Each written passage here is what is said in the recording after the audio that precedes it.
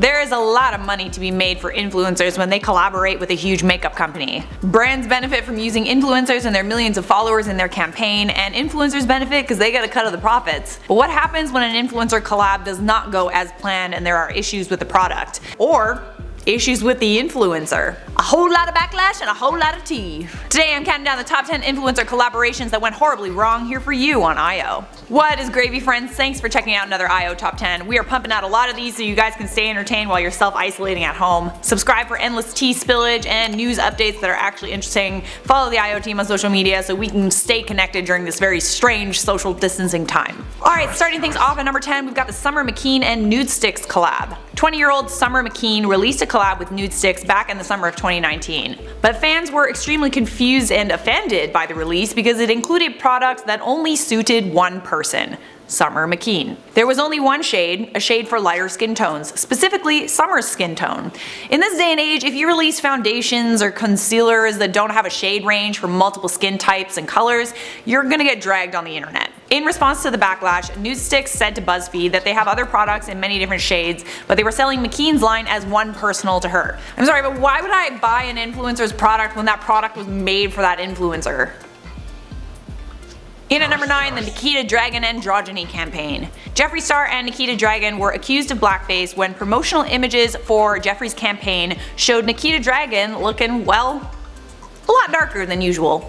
Nikita is a trans woman of color, but when you look at side-by-side images of the campaign next to a picture of Nikita from one of her YouTube videos, yeah, she looks much darker in the campaign pictures. So much darker that social media was ripe with accusations that the campaign featured blackface. Here is a tweet. "Wow, I'm loving the new bronzers, Jeffree. What shade is Nikita wearing? Blackface?" Nikita clapped back at the criticism and said that her drastic change in skin tone was due to a spray tan, and she is a transgender woman of color after all, so she does get super tan. Jeffree also came to Nikita's defense but later deleted some of the images of Nikita from this campaign from his personal and brand social accounts. At number 8, Jaclyn Hill and Becca Cosmetics. Considering how successful the Champagne Pop Highlighter was, it sold 25,000 units within the first 20 minutes and it was one of the most successful collabs ever, it definitely came as a surprise to Jaclyn and the rest of the world when Becca Cosmetics released their own Prosecco Pop Highlighter without her. The Instagram account TrendMood1 is known for leaking makeup launches before they are official. A fan submitted info that Becca was releasing its own highlighter without Jaclyn and she had no idea. She commented on the post. This likely meant that the brand removed Jaclyn from their collaboration and decided not to continue their contract because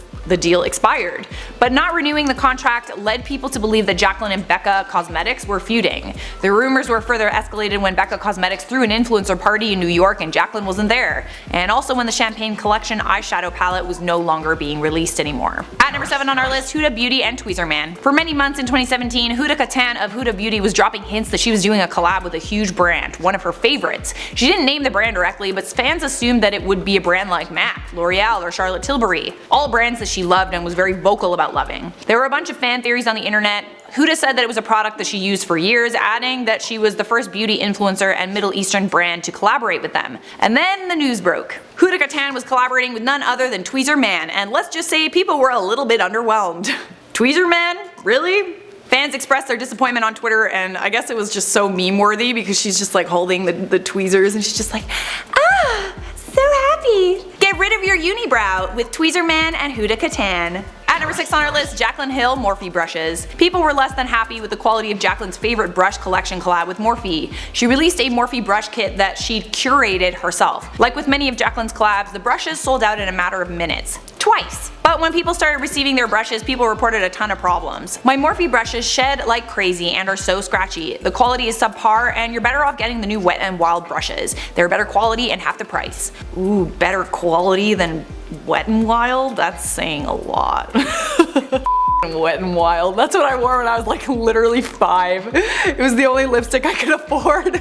In addition, other customers said that their Jaclyn Hill bundles were cancelled with no reason or explanation. Here's a tweet. I ordered the Jaclyn Hill brush set off of Morphe, but when I checked today the status of my order, Morphe cancelled it. Can someone tell me why? All the drama led to Jaclyn disabling comments about the collection on Instagram and YouTube, and the collection hasn't been restocked since the spring of 2017. Halfway there at number 5 we have the Benefit Influencer Must Have set. Back in August of 2017, Benefit Cosmetics released the Beauty Stowaways Influencer Must-Have Set, featuring huge beauty influencers like Jeffree Star, Manny Gutierrez, Laura Lee, and others. This was a huge collab with some of the biggest beauty YouTubers on the platform, so it was very highly anticipated. I mean, they called it the must-have set.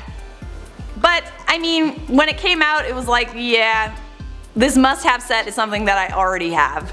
The set had 5 mini versions of the best Benefit products, with the YouTubers' faces plastered all over them. Basically, Benefit was using all its best-selling products and repackaging them with an influencer's face on it. Most people already had the products. They were not must-have. They were all travel size as well, so it was just kind of like a money grab. To top it all off, the collab featured no black or dark skin influencers. Benefit already had a history of excluding people with dark skin tones from their products, and this launch was no different. At number 4, the Jeffree Star Morphe brushes. There were a lot of people who were hyped to buy Jeffree Star's chrome Morphe brushes. In 2016, he was using them in videos and they looked like cool, man. They had pink bristles and they were all pink chrome. But even though the brush collection was hyped and he posted about them all over social media, the brushes never got a release date. Gradually, he stopped talking about them and the brushes never saw the shelves. Why could this be? People think that the collection was dropped after footage of Jeffree Star using racial slurs surfaced right after the collection was announced. There was also his feud with Kat Von D, or should I say public friend breakup, that happened just a month and a half before the initial reveal of the chrome brushes. Jeffree did end up releasing a different set of pink brushes later on, but the chrome brushes were never released, so maybe that was just a theory. Other people think it was actually Jaclyn Hill who told Morphe that she didn't want her products to compete with Jeffree's in 2017. Whatever the reason, we still don't have those chrome brushes that Jeffree promised. At number 3, the James Charles and Covergirl collab. James Charles was the first male face of Covergirl, and he was strongly associated with the brand in late 2016. It's arguably one of the reasons why he's such a huge influencer today. But Covergirl started distancing itself from James Charles over the infamous Ebola tweets. In 2017, James tweeted, "Can't believe we're going to Africa today. Oh my god, what if we get Ebola? James, we're fine, we could have gotten it at Chipotle last year." This tweet obviously had racist undertones. Yeah, it's a joke, but he's joking about the fact that he thinks that all African people have Ebola. Africa is a very large continent. Very large. Covergirl then tweeted this in response to the backlash. James Charles' tweet does not represent Covergirl's perspective. James later apologized, but in that apology he then called Africa a country, so he had to apologize for his apology. At number 2, Kim Tai and Oprah Cosmetics. The makeup community was shocked when Kim Tai announced that she wanted to end her collab with Oprah. She released a moisturizer called Wanderlush with the brand. It was a popular product, it was supposed to be a limited edition product, but ended up being restocked a bunch of times because that's how much people loved it. But then Kim Tai announced that she would be ending her collab with Oprah. She said on Twitter, "Hi friends, because of personal matters between the brand and I and a lack of respect, I have decided to discontinue Wanderlush." She said in later tweets, "All I have to say is if you are going to trash talk someone, don't accidentally send it to them. True colors will always show." So what happened? According to screenshots, Oprah accidentally sent Kim a message she was not meant to see. The texts were supposedly about her friend Nikki tutorials. Kim then FaceTimed Nikki so they could talk about it. Kim later revealed to Here for the Tea that she feels they used her in order to get closer to Nikki tutorials, who is one of the most accomplished and notable influencers in the world. And at number 1, we have the Jeffree Star and Manny MUA collection. When this collection dropped in April of 2017, an indie brand by the name of Black Moon Cosmetics slapped Jeffree Star and Manny MUA with a lawsuit alleging copyright and trademark infringement. The law firm that represented Black Moon said that Jeffree and Manny ripped off Black Moon Cosmetics' logo. The left is a logo from the collab and the right is Black Moon's logo. There are definitely a couple of similarities. The crescent moon, as well as the iridescence, the black background. The complaint stated that Black Moon Cosmetics was the first company to use packaging incorporating a mark consisting of a holographic crescent moon on a black background. Is there a possibility that Manny and Jeffree didn't know about the logo? No, there isn't. The lawsuit included a screenshot that showed Manny commenting on Black Moon's packaging, saying that he loved it. He released his own product with similar packaging 4 months later, his palette with Makeup Geek, also featuring a similar logo. The logos were so similar that people allegedly couldn't tell the difference between the brands. Alright, there you have it. Do you guys want a part 2? Is there a part 2? I don't know. Let me know if there's anything that I missed down in the comments and maybe we'll make a part 2. For now, I'm gonna respond to some comments from my video Top 10 Beauty YouTuber Launches That Went Horribly Wrong. Bomo said, Jaclyn dedicated her makeup brand products solely to be listed on InformOverload. Shake my head. Correct! Yeetus Deletus said, who typed that title? They fixed it, but there was an apostrophe after the N and before the T on went. Oh, Mr. Grammar Police over here. Hey Yeetus Deletus, I typed the title and you're missing a period and several capitalizations. Just thought you should know. Baby Doll said, oh my god, I really didn't like Charlotte when I started watching this because of her, but now I'm like here every day wanting more. LOL, one of my favorite channels now.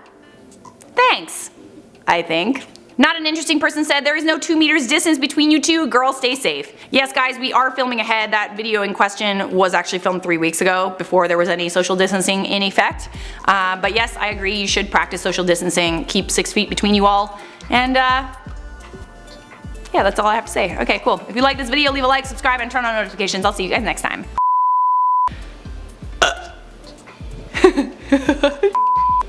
I should write advertisements.